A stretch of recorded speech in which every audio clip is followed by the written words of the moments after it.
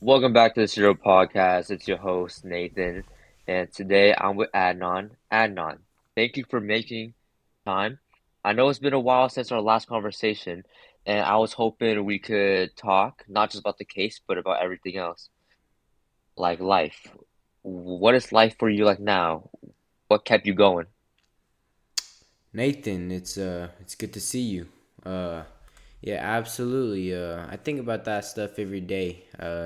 It's all I got. Time to think, really. Um And we're also joined today by Rabia. Rabia, thanks for being here. Yeah, of course. I wouldn't really be anywhere else. So, 23 years, Adnan. That number alone is hard to hold. Where do you even begin reflecting on that much time? it's hard to describe. It's like you see the world change through other people's eyes, through letters, through calls. You don't even get to be a part of it. You just hear about it. Uh I went in when I was 17. I didn't even really know fully who I was yet. I just want to ask, how has that changed now? How is comparing from your life when you're 17 to you now? Uh, yeah, I think I think prison it either breaks you or it builds something else inside of you. For me, it built a lot of patience, um, and it gave me this hunger to understand myself and others. I read all the time. I journal. I pray. I think more deeply than I ever have been ever before. Well, when we first talked years ago, you told me how strange it felt that so many people had opinions about you and people who never met you. And has that gotten easier for you or has that gotten harder? Uh, Kind of a little bit of both. Yeah, it stings sometimes hearing people's comments. Some people think I'm guilty. Some people think I'm innocent, and people just say I don't know. That last group is the most honest because none of this has been clear. I think a lot of people were doing their best with what they had, but this doesn't mean it was enough. It wasn't. It still isn't. If the right people had listened early on, we wouldn't really be sitting here today, with you, Nathan, and with you, Anand. Well, you fought for Adnan for years, Rabia. What kept you going for this strength and this desire to fight for Adnan? You know, Anand, honestly, I can't even lie. Anand is like my day one, I know him. I knew him before any of this happened. He's not who they painted him to be.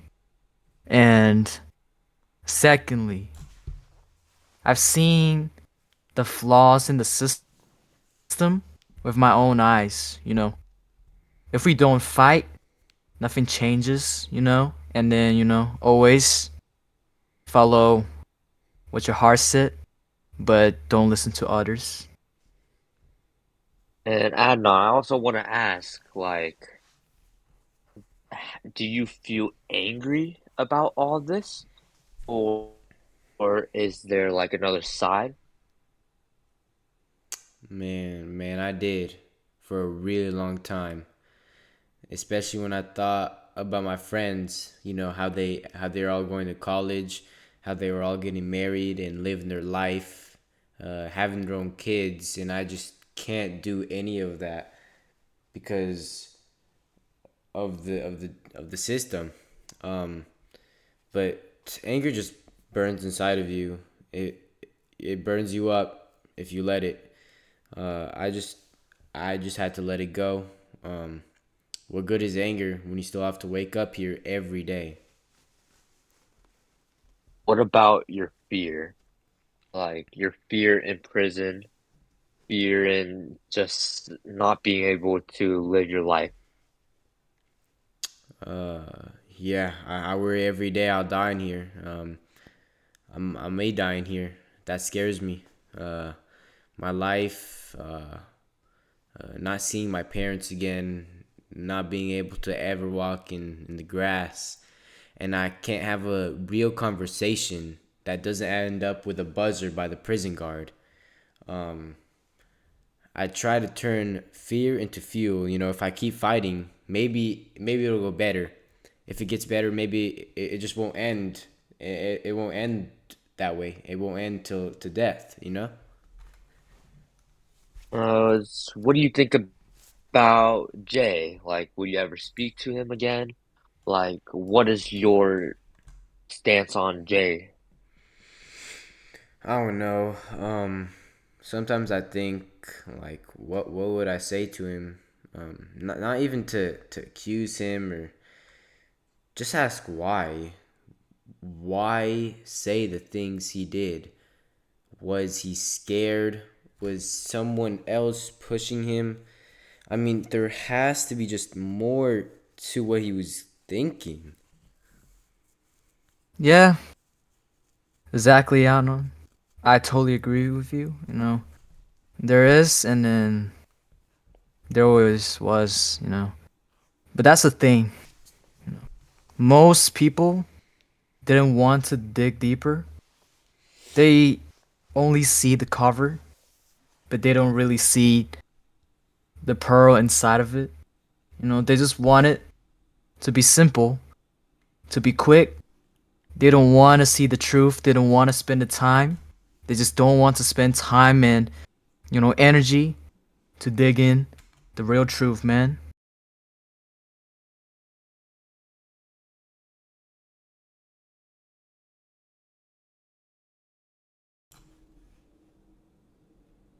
Wait. I know.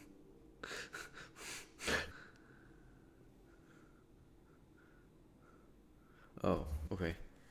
But all right, 7 minutes. Remember to cut that part out. All right. The Riz. Wait, shoot. But there But was, but this was never that simple.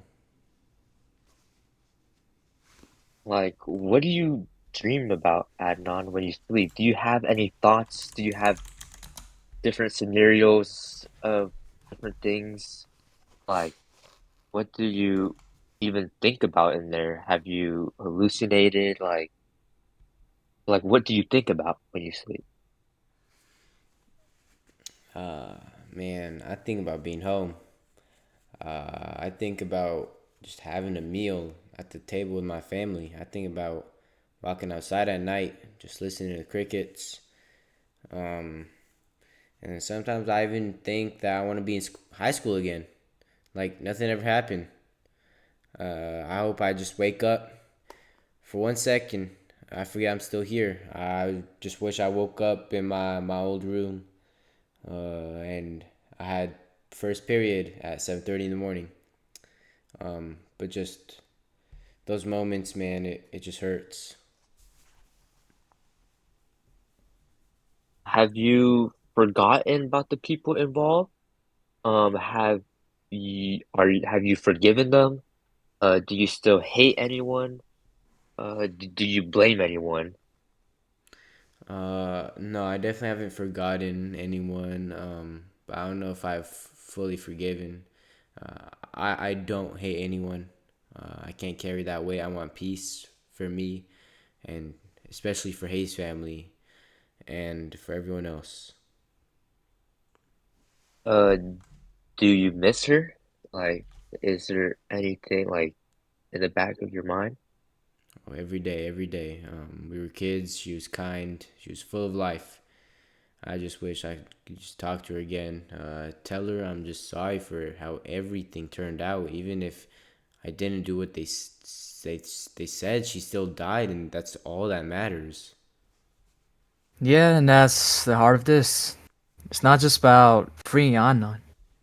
It's about making sure the truth is found for Hay and, for justice. So to the both of you guys, what happens next? What does hope look like from here? What is the next step? It looks like an open door. It looks like another day in court.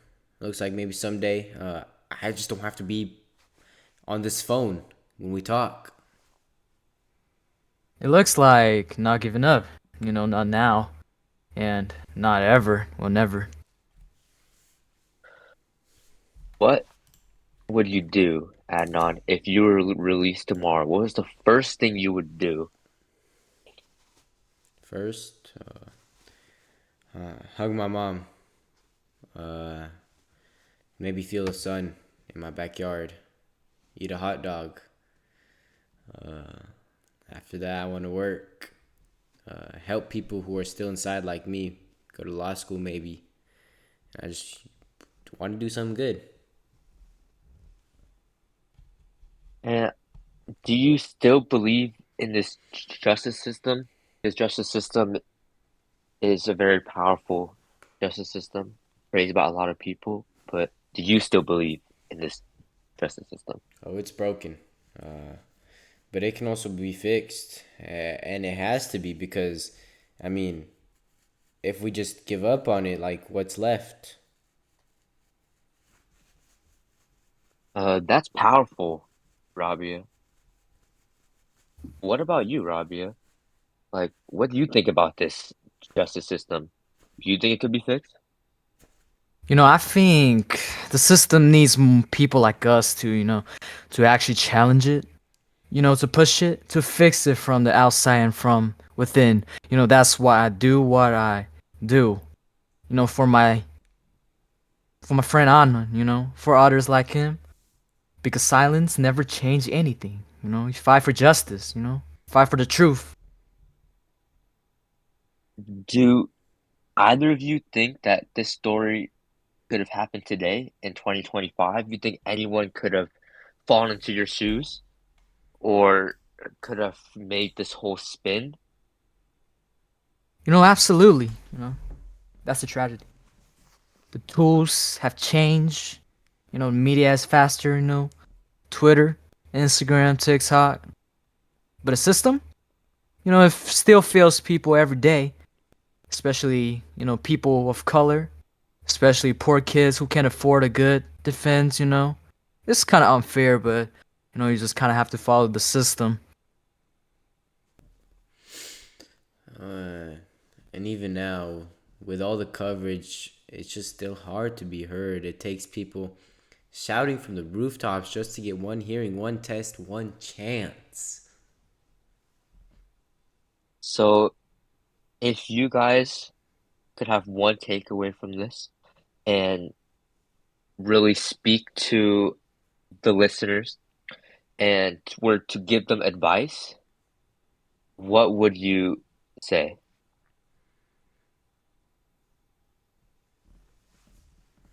That your voice matters. That if you see injustice, speak up. Write a letter. Share a story. Vote for people who care about reform. Every bit counts.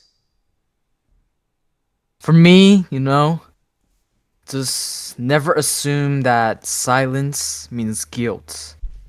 Sometimes it just means no one ever asks the right question. You're just trying to fight for your own justice. Silence can't be wrong. Talk, talk for yourself, fight for yourself. All right, how